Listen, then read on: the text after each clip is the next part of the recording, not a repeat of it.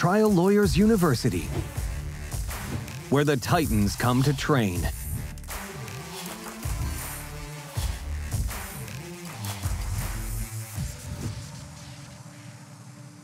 Produced and powered by LawPods. Well, we got my good friend Frank Fratello here today, and Frank, I'm sure, is in a great mood because he's coming off a big trial victory after attending the world's greatest trial conference. Of course, that was in Vegas last weekend. That was TLU at Caesar's Palace.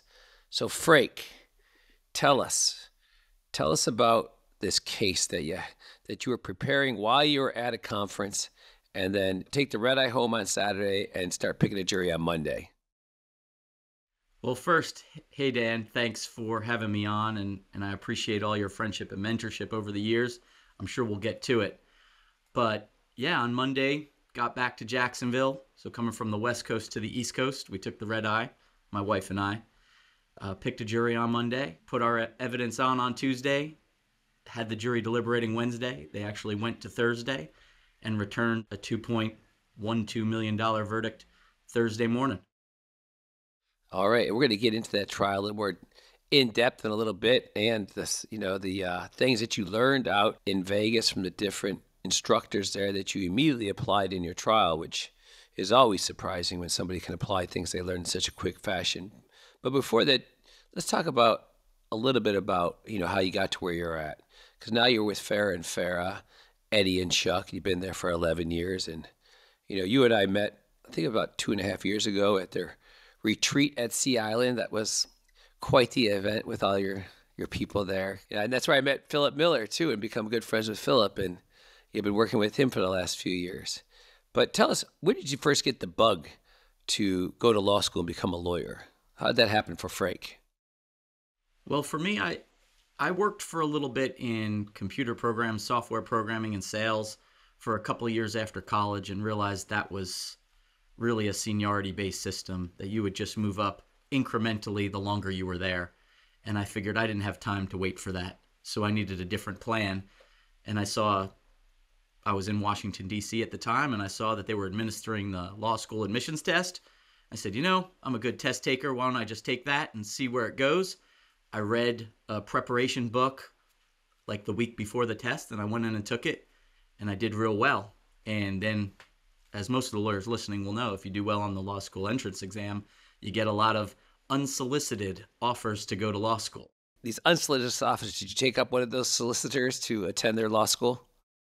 I did. I got some form of financial aid, scholarship, and I thought, okay, that's good. I didn't have a lot of money at the time, and it was down in Florida, in Jacksonville, at Florida Coastal School of Law, and I decided to go down to Jacksonville. I liked it, and I ended up staying and met a couple of friends that I had known from other places. We're actually going to the same school, which was pretty incredible. Wow, and so you went down there in Jacksonville, you still lived there. And so that was about, 17 years ago we talked? That's actually 20. So I've been out for 17 since May of 2007 when I graduated. But I came in, I think it was August of 2004. So I've been in Jacksonville just over 20 years now. So tell us about the first, before you joined Eddie and Chuck at Farah and Farah, tell us about the first, 6 years of your career. How'd you start out fresh out of the gate of law school? Well, my first sort of law firm experience was when I was my second year, and I got hired on to write demand letters for a plaintiff's lawyer. And I did that, and I really enjoyed it. And one of the more famous trial lawyers in Jacksonville had a tag team with my boss, and they had done a trial that summer I was there. So I got to see closing argument in that case. And ultimately, I wrote the response to the defendant's new trial motion in the weeks or months after the end of that verdict, or after they received that verdict, rather, in that case. And ultimately, the judge agreed with the arguments I put forth in the response, and they entered final judgment. And ultimately, I think they collected money several years later after some appeals. But I was a part of that trial, and I was like, man, this is really cool. I'd love to do some more trials. I'd love to think about that. But I was still in law school at the time, so I really didn't explore it much beyond that. All right. And so then when you got your bar card, where do you get your first job at?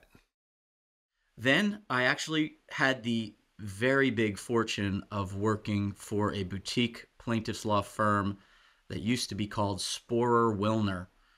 And it was Bob Sporer, who's a nationally known trial lawyer. And then there was Woody Wilner, who is nationally renowned because he was one of the first folks to get a verdict against Big Tobacco upheld on appeal. That case was Carter versus Brown and Williamson, and that went all the way up to the Florida Supreme Court. He actually ended up getting paid on that, and I think rumor has it that that might have been the first time a tobacco company had ever paid a verdict, and that was back in 2000, so it was a few years before I started working for them. But that firm was a high-powered products liability, aviation, medical malpractice firm. They really didn't do premises or auto crash cases. They really were products, defective drugs, those sorts of things. So I cut my teeth against some of the biggest and best trial lawyers from the defense side of things, and obviously learning from Bob and Woody was important. However, at the beginning of my time with them, they split up, and Woody went out on his own and started doing more mass tort class action stuff. And Bob Sporer actually teamed up with another friend of yours, Roger Dodd, and that firm is now known as Sporer Dodd here in Jacksonville. So I knew Roger a little bit because he was with that firm, Sporer Wilner, before they split up. And, I actually chose to go along with Woody because I was handling a lot of this mass tort stuff, class action stuff, whereas Bob was going to focus more on medical malpractice and defective products. And so I left that firm and went with Woody out on his own, and we handled a really big class action sort of type thing that arose out of the Florida Supreme Court case of Engel versus all of the big tobacco companies. Engel and his prodigy. That's right, an Engel prodigy case, a progeny case, not progeny. Progeny. And so how long did you hang out there before making your next move? That was about 5 years. We saw the Engel progeny cases through to being filed. Didn't do any of the litigation. We worked on what was known in Florida generally as the bond cap cases. So when the tobacco companies appealed the Engel class action verdict, in order to get it broken up or decertified by the Florida Supreme Court, they had to post $1 billion in order to appeal. And they did that with the agreement that if any piece of that Engel appeal was upheld, that they would forfeit that bond to all the class action plaintiffs, and the plaintiffs would decide how it got broken up. And so the majority of my first 5 years in law was going through the database and seeing which plaintiffs now in the decertified class would have remaining cases, and also process them through that bond cap or that $1 billion bond that was left open, because as you know, some of the findings were affirmed by the Florida Supreme Court, and so the tobacco companies did forfeit that money to those plaintiffs. Well, that worked out pretty well for everybody. So is it at that point that you move over to Farah and Farah after that stint?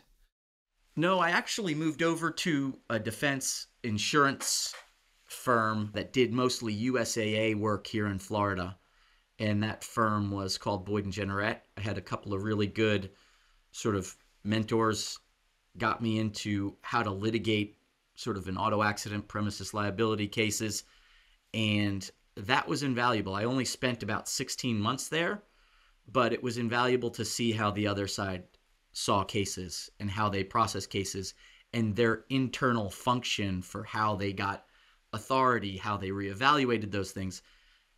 Because I believe, the key to any case is really finding the leverage points and pushing on those points the hardest, the fastest. So if you can do that on the defense side, the plaintiff is probably going to say, I really don't want to touch that case. I really want to stay away from it, and then that case becomes less valuable. Whereas if you do it on the plaintiff side, the defense attorney starts saying, I don't want to deal with that guy. He's kicking my butt. and all of a sudden your case becomes a lot more valuable. So I think that set me up for success to then come back to Farah and Farah after those 16 months. Frank, from the time you get to Farah and Farah to the time our paths cross in, I think it was like February of 2022, approximately how many jury trials had you done up to that point? It was from 5 to 7. It was maybe one a year. It was sort of, if we had to have a trial, we would do it. And then in 2022, you and assume with the backing of Eddie and Chuck from your firm really decide to step up your trial game and really focus on trial. So tell us a little bit about, the transition in your mindset really that led to this. Sure. I always thought that trials were important, not just to me individually and our clients, but to the firm as a whole. And following Eddie and Chuck, they brought you to that Sea Island meeting.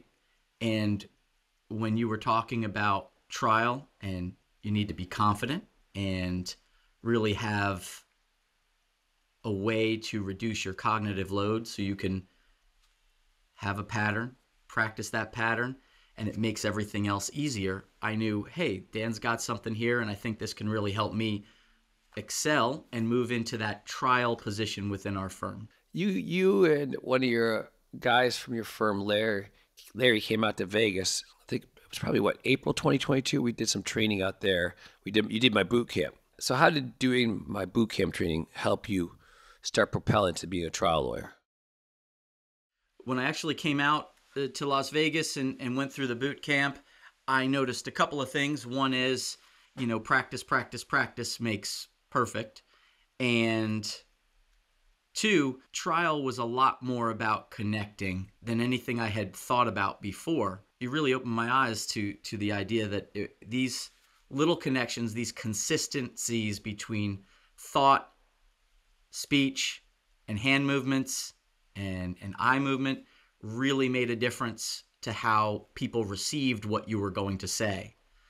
And it just changed the game for me. Being a little bit younger lawyer, obviously in my early 40s, there's plenty of people that age that are in my position, but really that was a very, very important trial lesson that I learned from you. You guys did my boot camp, but then you went back and really started digging into trying cases. I remember coming down there a few months after that, helping you with some case for a few days that I remember it didn't go very well. I was like, not good for my reputation. I go and consult on a case and it doesn't go well. Not good, but you stuck with it.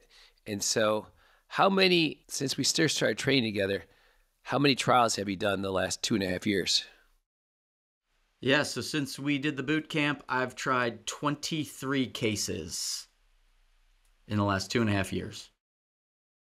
And after that first case we worked on where you took the L, I mean, we all took the L. It was terrible. But what can you do? After that first loss, tell us about your record since then. Yeah, we've done very, very well. We've obviously presented some cases, and we have taken, I think, 19 of 22 cases went to verdict, and we've only recently lost our first one since that first case back in June of 2022. We've only recently lost a follow-up case, and that was last month in September of 24. So we had won everything else up until then. 21-1, because the 3 that didn't make it to verdict, I assume they settled prior to verdict for things that your client was happy with. And so that's a heck of a good run there, Frank, heck of a good run. And so let's talk about this case that you just tried last week. First of all, before we talk about that case, so you decided to come to TLU Vegas the weekend before your jury trial. Tell us about that decision, because that's, I'd say 98% of the people wouldn't do, maybe 99%. Because I tell people about, TLU, they're like, oh, I can't go. I got trial in December. I'm like, that's like a month and a half after. Like, yeah, I'll be preparing heavily. I'm like, okay, whatever. I mean, could learn a lot of stuff to maybe affect the case, but whatever, everybody's choice. So you decide to come out to Vegas the weekend before your trial. Tell us why, because that's a crazy decision. Sure. That's what my trial partner said too. I obviously talked about it with him first. I said, hey, I'm going to go do this. He said, why? I said, because Dan's great and there's a few people that I need to see, because I think I can bring back some very good nuggets for jury selection, for cross-examination, and for theming of the case. And we'll get into that in a little bit of who I saw and worked with at your most recent conference. But I told him that. He was sort of against it, and I said, I'm going anyway because I'm going to use this stuff. So, nothing risked, nothing gained. All right, so what's this? Give us the snapshot of this case. What was this case about? So this case was a rear-end case where there was a little bit of dispute saying that she stopped suddenly in Florida. That can be a defense. But we had a really nice client who's young. Our problem is that, how do you convey to a bunch of people who you don't know yet that she's suffering from these terrible spine injuries when she looks 100%? If you just look at her, you'd never know that there's anything wrong with her. Right up until the day the verdict was read, it's the same. She can move, she can work, she can talk, she can laugh, she can walk. How do you convey the catastrophic change in her life because of the constant pain that she's going through inside of her body, even though she's dealing with it well and showing everybody else that her world's fine? That was the big issue in the case. All right. And so you said this was a rear ender. Did it have, Yes. What kind of property damage did we have? It was moderate, I would say. The trunk sort of was pushed in a little bit. There was a crack in the driver's side taillights. It was a little bit offset to the driver's side because she was trying to make a right-hand turn. So it wasn't catastrophic. Was it a surgery case or non-surgical? Non-surgical. She actually never even had a surgical consult. So really just a pain case. Just a pain case, which I'm trying a lot of those, it seems, because at least in Florida, the insurance companies and the adjusters aren't really fond of, pain management cases. They really think that juries don't believe in them. And what I've found for sure is that these things matter to juries, and pain management cases are sort of undervalued, at least where we are in Northeast Florida. Prior to trial, tell us about the offers the defense made in an attempt to avoid trial. Sure. Mediation was 6 weeks before the date of the trial, and they offered $75,000. And then they sent out an offer of judgment for $350,000, and that was open to about the week before trial. We obviously turned it down, and we told them we would go see what a jury thought. Did it ever go up from there, from the 350? Yeah, it went up to the Friday before. Obviously, I was in Vegas, so I didn't learn about this until I got back on the red eye. But that day, the defense attorney on Saturday sent a letter that said, hey, we're going to tell the jury to give you $1 million, and we're going to make it out so you look like a bunch of greedy plaintiffs. And I'm obviously paraphrasing there. And you could take it or leave it. We'll withdraw it if you show up Monday morning to pick the jury. And so we took them at their word, and we went and picked the jury and never thought about money again until the verdict was rendered. All right. So now we got a snapshot of the case. So tell us what you learned and from who you learned it at, when you were at TLU Vegas at Caesar's Palace. Sure. So there were 3 primary people that I watched and really took the most basic and implementable things I could do. I heard from Sari de la Motte about jury selection and the hostage to hero method. But let's talk about Sari de la Motte.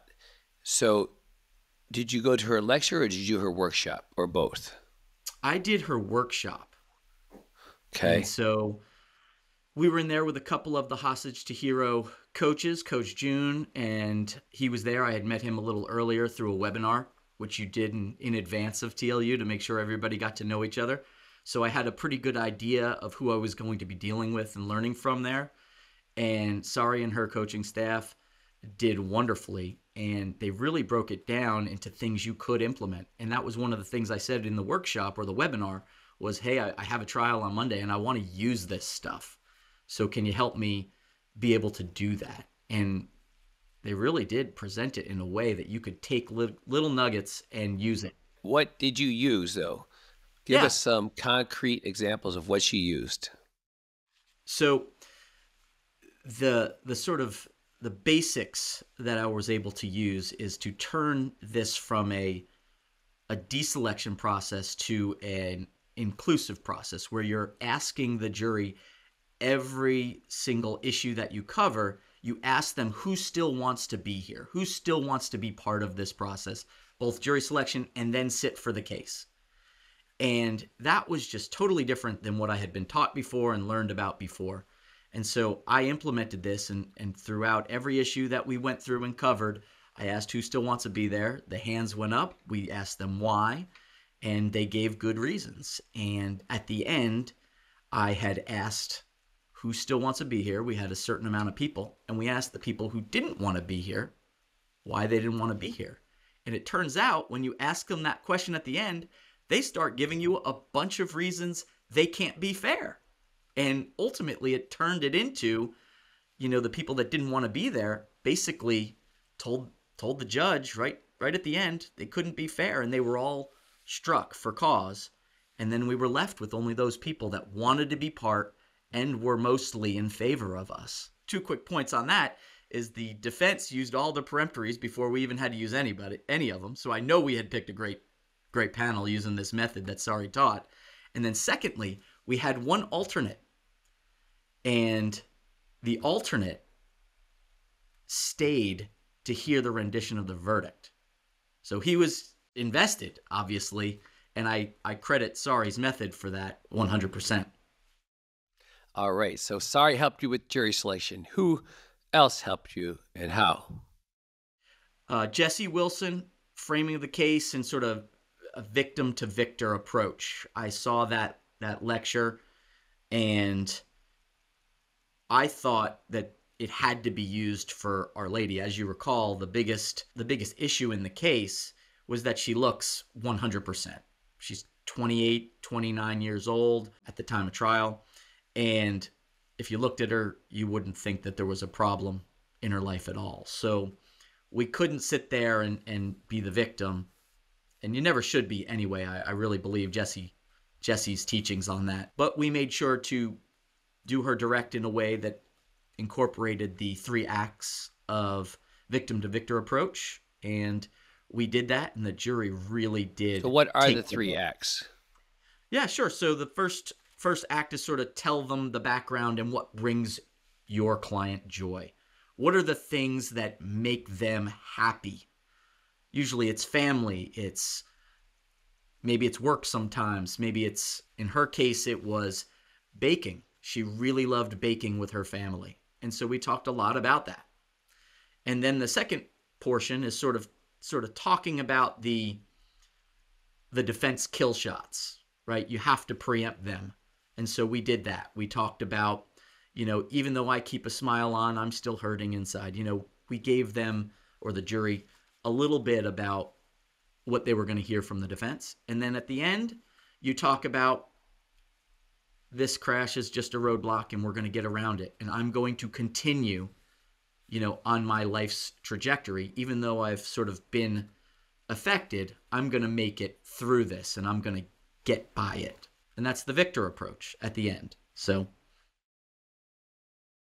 you got these great ideas from Jesse, and you were able to immediately apply them.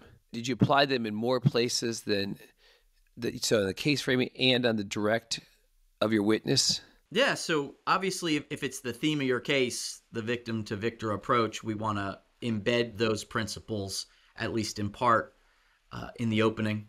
And then you echo it through some of the witnesses, especially the before and afters. And sort of they talk more about the before and the sort of how they're doing now, obviously the before and afters. And so it sort of echoes along from the opening, before and after witnesses, the plaintiff, and then in close. You come through and you let the jury know, hey, this is a roadblock for her and this has impacted her, but she's going to make it through this. And I thought that was a really powerful message, and it really aligned well with this type of spine injury case where it's not a visible injury, right? It's not cane pain, like Keith Mitnick says. It's more pilot light pain. It's something internal. that you wouldn't be able to know unless you listen to her story. And just, all the stuff, you got this from one of Jesse's lectures, special, that everybody know that all of the 9 tracks of lectures that were at TLU, including not just Sari de la Motte and Jesse Wilson and Eric Oliver and Harry Plotkin, who are on the trial consultants track, but also the trial by human track with Nick Rowley was 3 days long and recorded. The Claggett and Sykes track, the Joe Fried and Sach Oliver did 3 days, and I know you saw some of the stuff that they did. And the Panish Shane Ravaputi also taught for 3 days. So, and plus jury ball, there was a jury ball track. So there's really so much great content that was produced, and will be up on TLU on demand shortly, which is an app for your phone. Just an FYI, it's accessible any place, anywhere. You said that you got some other stuff for some other people that you applied. So what else did you get from the instructors at TLU Vegas that went into immediate application in this trial? Yeah, I also thought about cross-examination as sort of a module, and I ended up signing up for Ben Rabinowitz's workshop as well as Ben Gideon, so Ben and Ben, on the cross-examination techniques. Yeah, and I used that for the 2 medical experts that the other side had, and it was really effective. I didn't use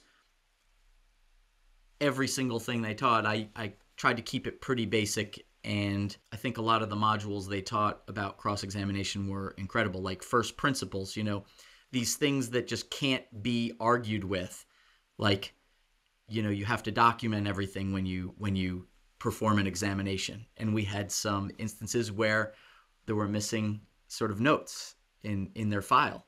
So how does that happen, right? Well, it only happens when you want a predestined answer, which is ultimately the point we were trying to show. So everything in cross-examination led up to that hallmark of defense experts, which is they're paid, they have their opinion before they even do any of the work. And I used Ben and Ben's techniques, and we were able to bring that up or bring that out very, very effectively for the jury. So Ben Rabinowitz he's out of New York City, and he taught a 1-day cross-examination of experts masterclass on Wednesday, October 16th. So really the day before the conference started. While other people were out golfing with Sean Clagg or hiking with Nick Rowley or riding ATVs with Kurt Zahner. Well, Frank was with Ben Rabinowitz in his cross-examination class. And Ben also taught that same class in New York City last September.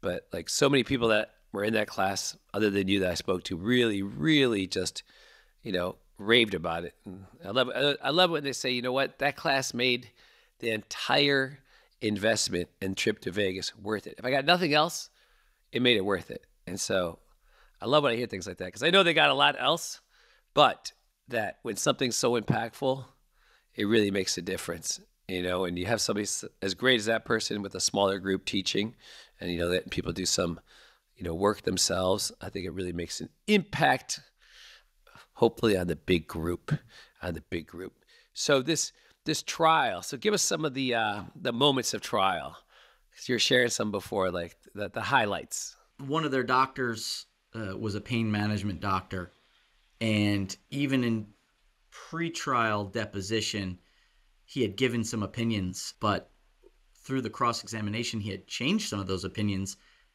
to our favor on the stand, and actually started giving out future medical recommendations for our client, which had sort of a cascading effect. One, it created a conflict between the neurosurgeon that they hired and the pain management doctor, right? One was saying she needed future treatment. One now says that she didn't. But it also, they had hired a life care planner to criticize our life care's plan, or a life care planner's plan. And she now needed to change her opinion to incorporate their experts' future medical opinions. So it was sort of funny and kind of fun, because obviously with the rule, these experts, they don't get to hear each other. So the life care planner who's coming on after this pain management doctor, we start asking her questions about, hey, he just recommended that. Well, he didn't say that to me last week. I get it, but now he did. So let's do this on the fly. And so now we're working through it with her, and she's putting up numbers on the board that she had never thought about. And so the jury loved it, I think, because they saw it in real time, how this defense was falling apart, and, it really worked out well. But that's that's sort of what happened with that first medical doctor. And then the third medical doctor, or the second medical doctor that came in last, their third witness, he got up there and he said, yeah, nothing's related. And then, I worked through some of the modules that I learned from Ben and Ben, and we got down to it, and he ultimately said, yeah, this is not a surgery case, so I would defer to the pain management doctor that the defense hired, not knowing that he had just given us all this future treatment. So it sort of worked out. And then the defense lawyer, he followed through with his promise to try to keep the verdict down. How do you go about doing that closing? So before we get to the closing, let me set it up. In jury selection, he said that he had a number and he was going to be honest with the jury when the time was right.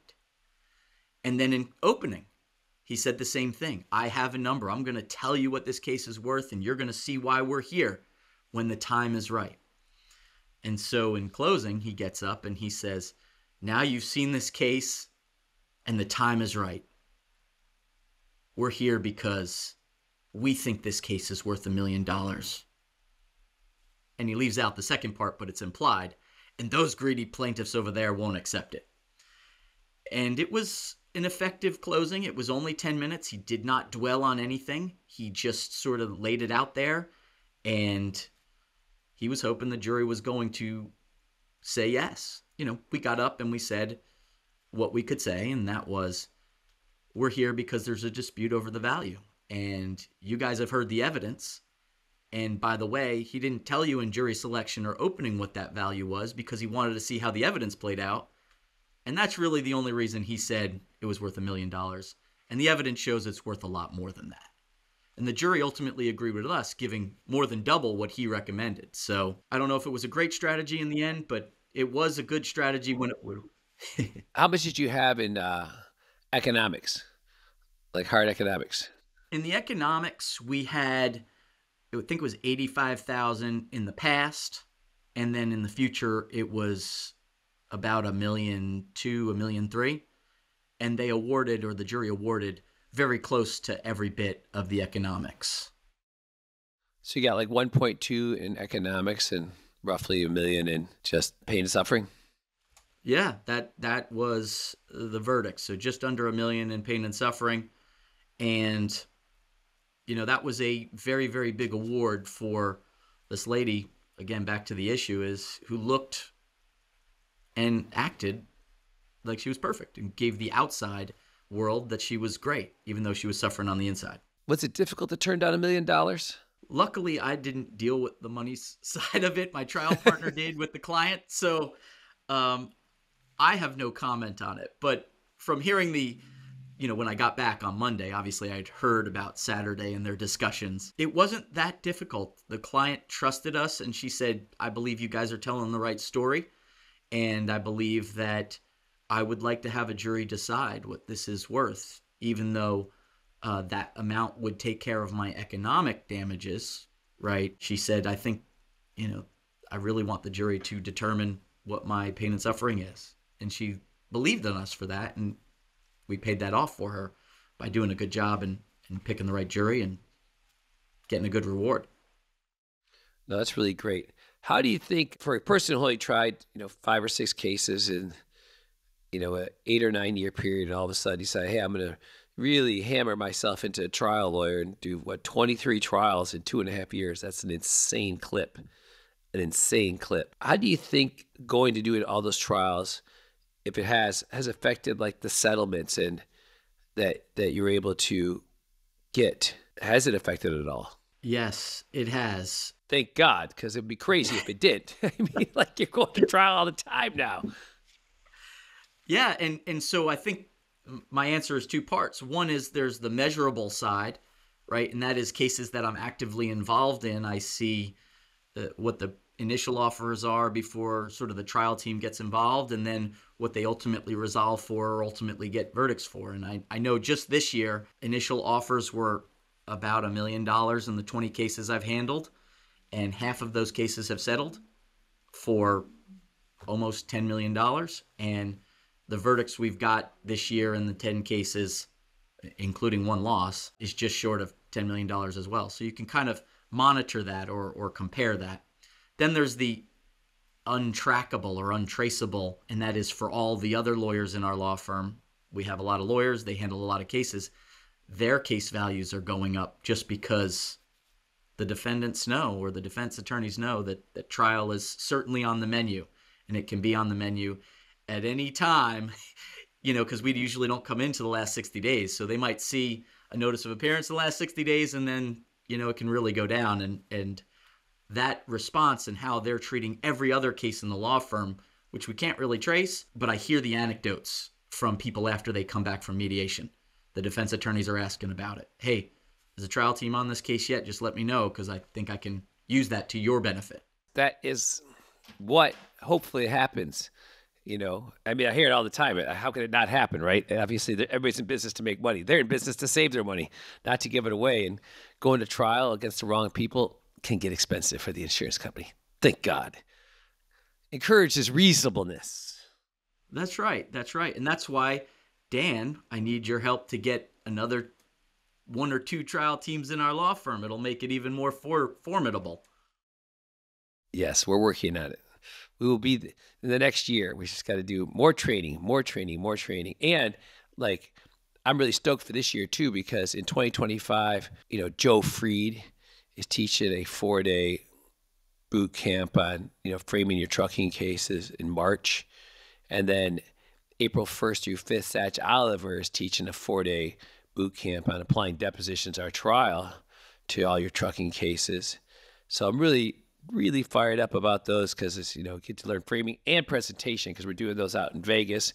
So it's both, how to tell this, they're helping you get the right story, and then it's combined with the presentation skills and the kind of stuff that we've done so much work on, the connection stuff, because you got to be a great storyteller too, besides telling the right story. And I'm really looking forward to that, because it's really worked with so many great lawyers and really learned so much from all of them. But also we're doing a dark arts boot camp December 4th through 7th with Dave Clark. Did you ever get to know Dave Clark at all, or do any of his stuff while you were out there? I missed it this time, but I'm really interested. I think that's a piece that I really need to incorporate into the arsenal. Oh, when you understand his case framing and how he applies everything he learned from Jerry Spence and the betrayal structure to, the case story, it really changes things. And, makes some cases that were before unwinnable very winnable. It's just, the guy is really brilliant. And, he's my mentor. He taught me about the, unconscious mind and all of the influence and persuasion stuff that the great trial lawyers use from, especially if you ever studied Milton Erickson, and conversational hypnosis is just all so important as far as the presentation and trial and connecting with the juries. And so pretty excited about all the advanced learning. And then Frank, everybody's greatest, the world's, really the greatest conference is in Huntington Beach, where I'm at right now. I'm at the Marriott. I'm at the Hyatt, but last night I was down at the Paseo. And have you been to Huntington Beach before? I haven't. That's on my list for next year. So, well, June 4th through 7th is Huntington Beach, and then we do a boot camp the 4 days before it. But it's right on the ocean. We bought the whole hotel. Last year we had 600 people. It'll probably be a little bit bigger this year, maybe 700 or 800. We have, it's only a 250-room hotel, so it's very boutique. But every room has a balcony and ocean view. It's right connected to this mall that has a ton of great restaurants and stuff in it. And this will be our 4th year at the same hotel. So we got it really dialed in. And, but besides 4 lecture tracks and 8 workshop tracks and the greatest trial lawyers, there's so much, we do a full breakfast, full lunch for everybody every day. We have food trucks every night and live music and, theme parties. Last year we had a Ken and Barbie party and a Wild West party and a Masters party. But it was really fun because probably half the people get a little dressed up. When people get a little themey, it just makes it more fun. And then at the end of the year, exactly 1 year from today, October 29th, 2025 will be the beginning of TLU Vegas at the Virgin Hotel. And so that is just off the strip. It's a 1,500-room, 3-tower hotel. So we're taking about half of it for TLU Vegas 2025. But it's going to be nice to be off the strip, have our own space. And, most of the people in the hotel will be with us. So that's what we got for plan for 2025, Frank. So plan your calendar accordingly and your trial calendar accordingly, because you got a lot of trials. For sure. I'll be at one, if not both. And, your great work. Both. Yeah, both. Why would you miss out? You just got to plan ahead. Once you block off those dates, you say, I'm dark those days. Don't set a trial for that date. You can set it the Monday after, but not for that date. Yeah, that way you don't miss them, because what you miss, you never can make up, and you don't want to miss it, Frank. Just take it from my sage advice. We don't want to miss it. How did your buddy Brad like Vegas that you came out with? Oh, he liked it very much as well. I mean, he did some tracks with Joe Freed. He handled a lot of our trucking cases. So seeing Sach and Joe together do their lecture track, he was all in on that, and he said it was incredible. So, I'm interested in that March series that you were talking about, where you get to bring Case out, listen to both of them in Vegas, do a workshop with them. That's really an interesting time, I think. Yeah, I'm glad you brought that up, because people obviously come out here. You're bringing your cases. You're working on your cases throughout the 4 days, as everybody else. It's limited to 10 people, and the great thing is it's a case expense, a true case expense, and investment. It's going to make your case way better. And not just that case, but every case you work on way better, because you're learning how to frame your case, but you have 9 other people. You're learning, how they're putting their cases together too. And I think that helps a lot, because you gotta get the evidence. You can be the greatest storyteller in the world, but need all the evidence too, Frank. So I'm really stoked about your progress, and it makes me so happy, because life's about really figuring out what your dream is, and then working your ass off to make sure that whatever your dream is comes true for you. And that's what I think makes the world happy, when we're all doing what we're supposed to be doing, Frank. So I appreciate you coming by and visiting, and I'm so happy for you and your client and your trial partner and Chuck and Eddie, because the guys you work for, because they're such great guys. And I know how much it means to them too, to see you and their people really progress and get better and win. So congratulations, and keep up the good work, Frank. Thank you for everything, Dan. Wouldn't be here without you. And I always want to say thanks for keeping everything together and pushing us farther and farther each day. Because if we're not going forward, we're going backwards, right? So I really appreciate all your mentorship, your help, and everything you've done for us as plaintiffs' lawyers. You got it. I will see you in Huntington Beach. Oh, I forgot to mention, November 25th, we're going to do an actual case analysis and really break down the nitty-gritty on this verdict. So it'll be at 10:30 Pacific, 1:30 Eastern, November 25th, and we'll have that up on the site just real shortly. Now, with that, Frank, we are done. So you take care and have a great day, and go out and kick some ass. You too, Dan. Thanks. Ready to train with the Titans and set records with your verdicts? Register for our live conferences and boot camps at triallawyersuniversity.com. Start getting your reps in before the big event by going to tluondemand.com to gain instant access to live lectures, case analysis, and skills training videos from the trial lawyer champions you love and respect, as well as pleadings, transcripts, PowerPoints, and notes for a roadmap to victory. Join the group that continues to get extraordinary results. Trial Lawyers University. Produced and powered by LawPods.